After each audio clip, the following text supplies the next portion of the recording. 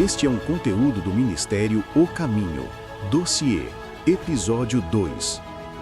No episódio anterior, traçamos o fio vermelho, as ameaças naturais, as preparações físicas da elite, as terras, os bunkers, os estoques.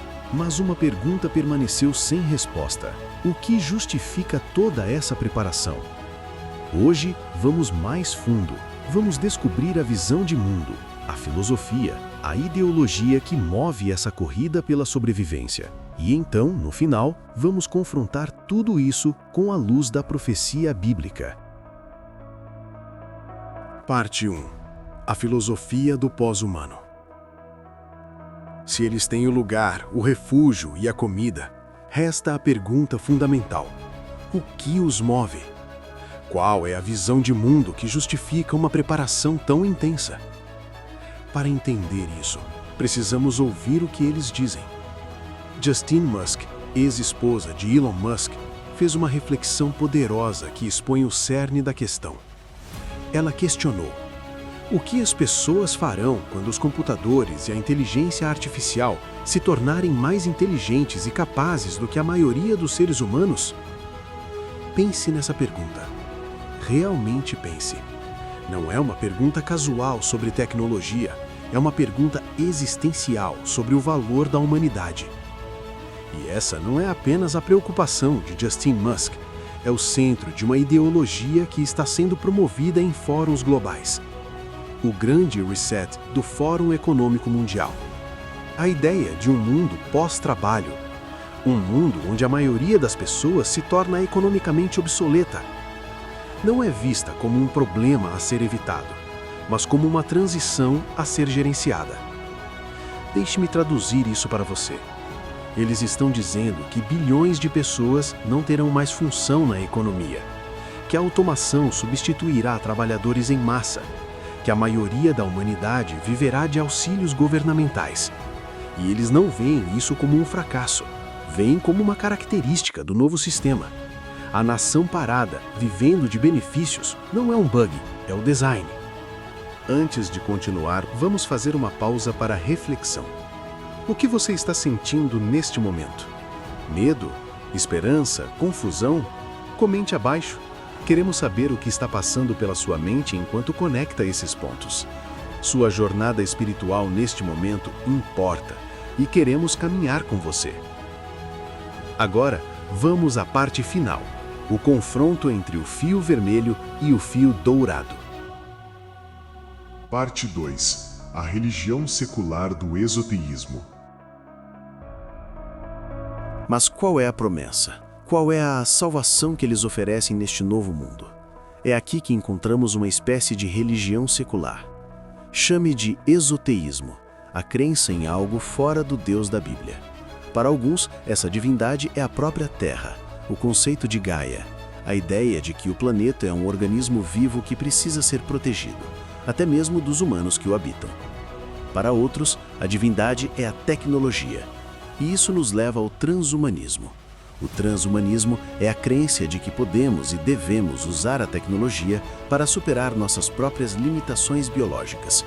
A busca pela singularidade, o momento em que a inteligência artificial supera a inteligência humana, e então, dizem eles, podemos fundir nossa consciência com as máquinas.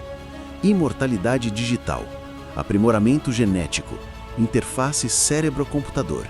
É a tentativa mais ousada de se tornar como Deus, usando a ciência como a árvore do conhecimento proibida. Elon Musk fundou a Neuralink, uma empresa que desenvolve chips para implantar no cérebro humano. A promessa? Conectar diretamente o cérebro humano à inteligência artificial. Ray Kurzweil, futurista da Google, prevê que até 2045 os humanos alcançarão a singularidade. E então, ele diz, seremos mais máquina que carne. Mas aqui está a verdade que eles não dizem. Se você não pode pagar por essa ascensão tecnológica, você fica para trás. Você se torna parte da massa obsoleta.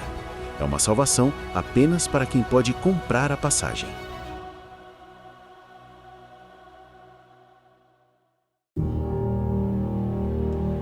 Parte 3. O motor da instabilidade social. E para sustentar essa visão, eles precisam de um motor. E esse motor é a instabilidade social. Pense nisso logicamente.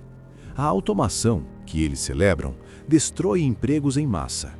Motoristas de caminhão substituídos por veículos autônomos, operários de fábrica substituídos por robôs, atendentes substituídos por chatbots. A dependência governamental que eles promovem cria uma população passiva e controlável. Se você depende do governo para sua comida, sua moradia, seu sustento, você não vai morder a mão que te alimenta. E por baixo de tudo isso, há uma verdade física inescapável. Nossos recursos estão se esgotando. Estudos da ONU indicam que uma grande parte do solo do planeta está degradada, ameaçando nossa capacidade de produzir alimentos.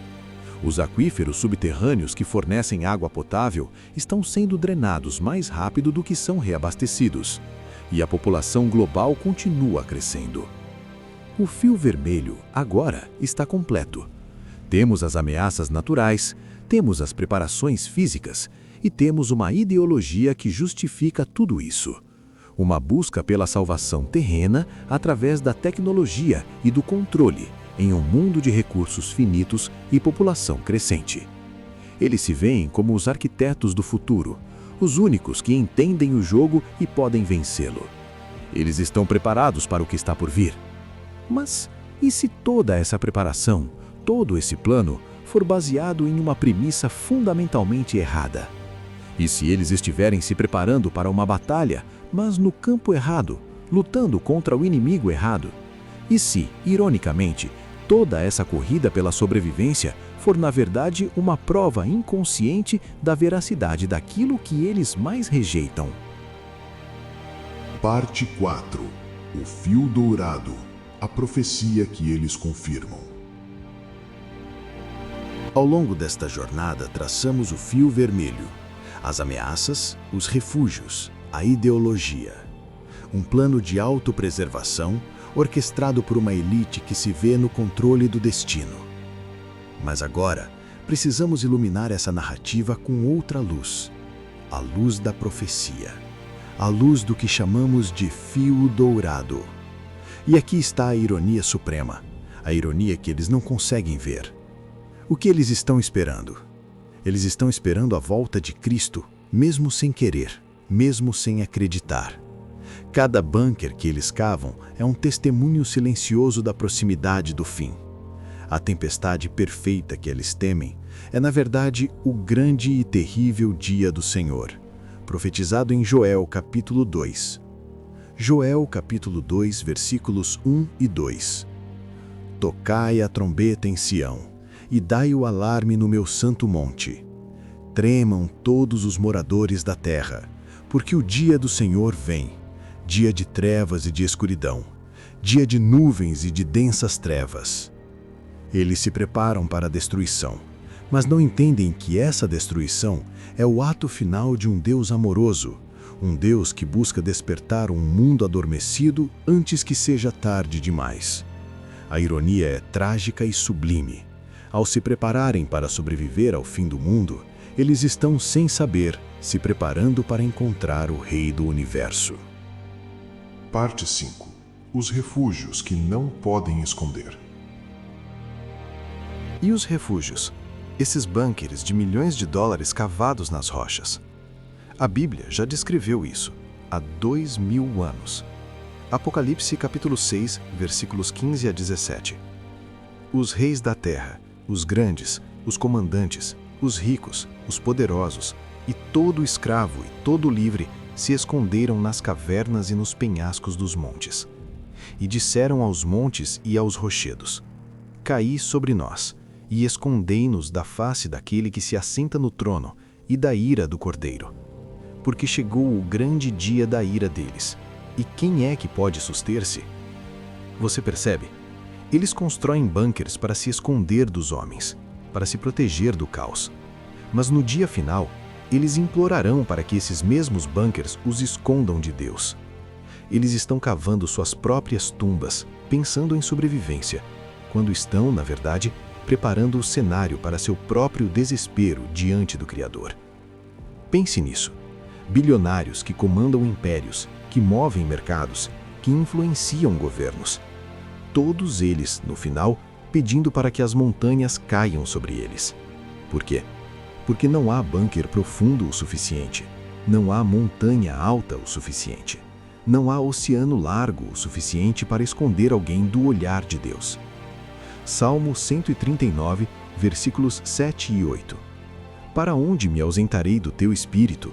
Para onde fugirei da tua face? Se subo aos céus, lá estás. Se faço a minha cama no mais profundo abismo, lá estás também. Parte 6. A promessa que os engana. A promessa que os move, a salvação através da tecnologia, a imortalidade através do transhumanismo, é a antiga mentira da serpente. Sereis como Deus. Gênesis capítulo 3, versículo 5. Porque Deus sabe que no dia em que dele comerdes, se vos abrirão os olhos, e como Deus, sereis conhecedores do bem e do mal. Eles se tornaram prosélitos fervorosos do Deus deste mundo, que lhes prometeu um reino de glória terrena em troca de sua lealdade. Mas a palavra de Deus é inequívoca. Atos capítulo 4, versículo 12. E não há salvação em nenhum outro, porque abaixo do céu não existe nenhum outro nome dado entre os homens pelo qual importa que sejamos salvos. A única vida eterna, a única esperança está em Cristo. Não em chips cerebrais, não em fusão homem-máquina, não em búnkeres subterrâneos, em Cristo.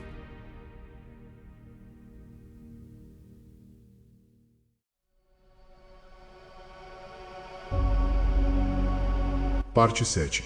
A escolha entre dois fios. E isso nos leva à pergunta final, a pergunta que cada um de nós precisa responder.